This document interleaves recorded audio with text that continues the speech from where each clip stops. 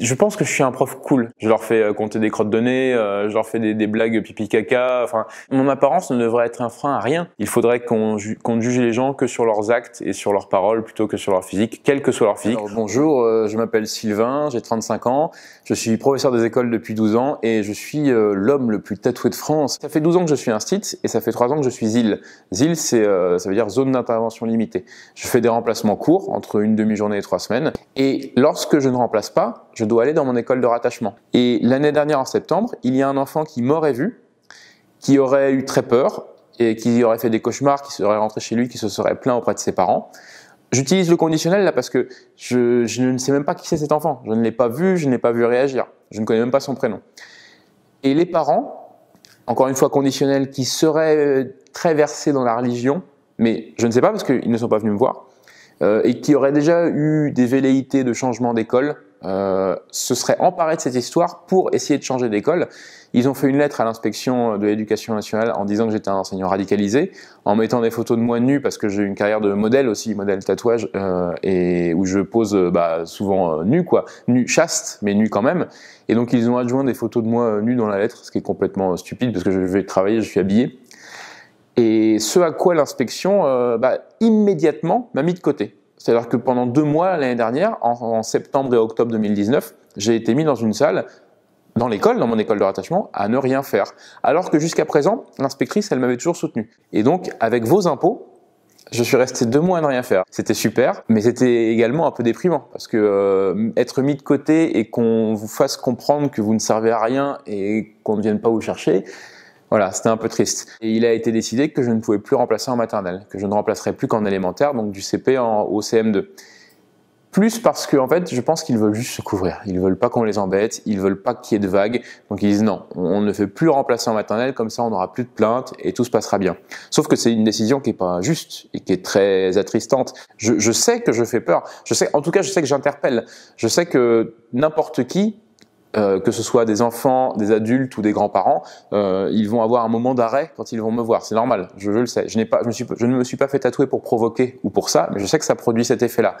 Mais je sais également que les plaintes qu'on reçoit, ce n'est jamais des plaintes de mes élèves que j'ai en classe et ce n'est jamais des plaintes de leurs parents. C'est toujours des plaintes de parents d'élèves que je n'ai pas en classe, qui vont me croiser une fois dans le couloir, une fois dans la cour, qui vont rentrer chez eux et qui vont en parler à leurs parents.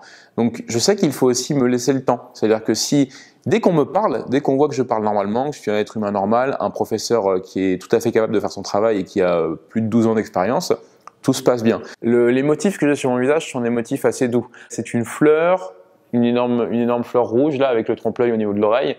Et puis plein de petites fleurs, donc c'est des motifs qui sont plutôt cool, mais juste parce que les fleurs c'est beau en fait. Les fleurs animaux, moi c'est ce que j'aime. J'ai jamais été dans le tatouage revendicatif, politique ou religieux. Donc avant les yeux, finalement les lettres de plainte que j'avais à l'éducation nationale n'étaient pas justifiées du tout. Alors que là effectivement le fait d'avoir les yeux, je peux comprendre que pour certains ça évoque certaines histoires, par exemple, je sais que on me l'a dit dans Charmed, la série, je sais que les démons apparemment ils ont les yeux noirs, je me souvenais plus de ça. Et une fois qu'on m'entend parler, encore une fois qu'on me voit sourire, tout va bien. Mais c'est vrai que ça a été le déclencheur je pense, de l'hostilité de ma hiérarchie. La pratique du tatouage des yeux, c'est une pratique qui est très très récente et qui est très dangereuse aussi, parce qu'on a aucun recul sur cette pratique-là. J'ai cherché où le faire et je me suis rendu compte que c'était interdit en France. Je savais que c'était une pratique dangereuse, mais encore une fois, j'y pensais tous les matins, tous les soirs, tous les midis, il fallait que je le fasse, ça me brûlait. Donc j'ai dû aller en Suisse pour le faire et ça a été le moment le plus traumatisant de toute ma vie. C'est parce que c'est comme une torture. Je ne sais pas si vous avez vu Orange Mécanique. On te tient l'œil écarté de force et tu vois l'autre tatoueur donc qui arrive avec sa seringue et qui te pique l'œil et tu vois la seringue qui s'approche, tu sens la seringue qui perce ton œil, tu sens tout en fait, tu vois tout et tu n'as pas le droit de bouger. Tu as la langue tatouée.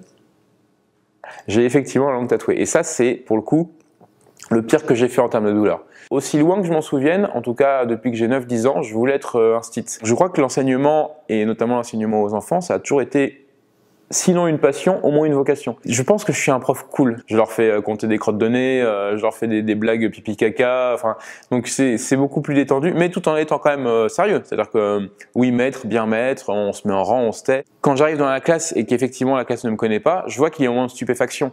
Mais en général, je fais comme si de rien n'était, tout simplement parce que le programme il est super épais, donc on commence directement à travailler et très vite, au bout de 30 secondes, tout passe très rapidement. Après, en récréation, s'ils ont des questions, pas de problème. Je comprends que je puisse faire peur à 1 ou 2 enfants sur 100, sur 200, tout à fait. Mais je comprends aussi que normalement, au bout d'une minute ou deux, ça passe, quoi. Ça peut être un problème, mais très très temporaire, très éphémère. Et si on te dit ne reviens pas, tu as traumatisé un enfant, ça te blesse? Non, si on me dit ne reviens pas, tu as traumatisé un enfant, ça ne me blesse pas, je suis triste, mais pas pour moi. C'est juste, je trouve ça triste que quelqu'un puisse dire ça. Si jamais tu surprotèges ton enfant juste parce que c'est un enfant d'un gars qui a les yeux tatoués, mais qui est un stit, comment fera-t-il au collège quand il va se faire bisuter, quand on va lui piquer l'argent de son goûter derrière le gymnase, ou au lycée, ou comment fera-t-il quand il aura ses premiers chagrins d'amour, ou quand il sera au chômage, enfin, encore une fois, c'est qu'un aspect. Si on venait me parler, on passerait outre très vite. En tant qu'enseignant, je suis parti enseigner à Londres pendant 2 ans, et le fait d'être à Londres, dans ce nouvel état d'esprit, immédiatement, je me suis fait tatouer. Je savais que je voudrais tout faire. Peut-être pas les parties incachables, en l'occurrence les mains et au-dessus du cou. Puis finalement, on ne vit qu'une fois. Et j'ai fait toute ma première couche en 3 ans et demi. Et là, je commence la deuxième couche. C'est-à-dire que je repasse par-dessus ce que j'ai déjà. Je continuerai toute ma vie et je finirai sûrement tout noir à 80 ans. Mon apparence ne devrait être un frein à rien. En 2020, on pourrait être en droit d'attendre que les gens creusent un peu et qu'ils s'intéressent un peu à ce qu'il y a derrière la simple apparence. Parce que des profs, après, si on commence à me mettre de côté, on va faire pareil avec le prof qui aura, je sais pas, qui aura été brûlé, un grand brûlé, ou un handicapé en fauteuil roulant, ou un prof noir même. J'imagine que dans l'éducationnel, il y a très peu de profs qui ont la peau noire, et dans les quartiers riches, j'imagine que pour certains enfants, ça peut avoir du mal à passer. Mais on ne devrait pas juger les gens sur leur apparence, on devrait les juger sur leurs compétences et sur ce qu'ils disent et sur ce qu'ils ont en eux. Pour terminer sur ton surnom, est-ce que tu peux nous dire d'où ça vient? J'ai pris Freaky Hoodie, Freakyhoody. Pourquoi? Parce que Hoodie, je porte toujours la capuche. Et Freaky, parce que c'est un hommage au cirque de freaks du début du siècle dernier des Américains, avec la femme à barbe, l'homme tatoué, l'homme fort, les gens qui avaient des déformations osseuses et qui se faisaient payer juste pour être vus, en fait. Freaky, ça veut un peu dire aussi effrayant. Tout à fait. Et j'ai vu que les médias s'emparaient de ça pour dire « Ah bah il se qualifie lui-même de freaky, c'est ça qui fait peur. » Mais non, moi c'était plus un hommage au cirque de freaks, voilà, qui déambulait dans les États-Unis avec leur chariote. C'était pas du tout parce que je sais que je peux faire peur, mais dans la vie de tous les jours, j'espère que je ne le fais pas. Par contre, si je fais peur et si je provoque des réactions dans ma vie artistique, tant mieux, parce que ça m'aide. Mais quand je vais faire les courses à Auchan ou quand je fais le plein ou quand je suis chez moi, on a le droit d'avoir des passions et il faut qu'on en ait parce que la vie est trop courte pour ne pas qu'on en ait. Moi, ça a été les tatouages. Je m'y suis lancé à fond et du coup, je sais que quand je serai vieux, je n'aurai pas de regrets. C'est ça, mieux vaut avoir des remords que des regrets. C'est mon premier message.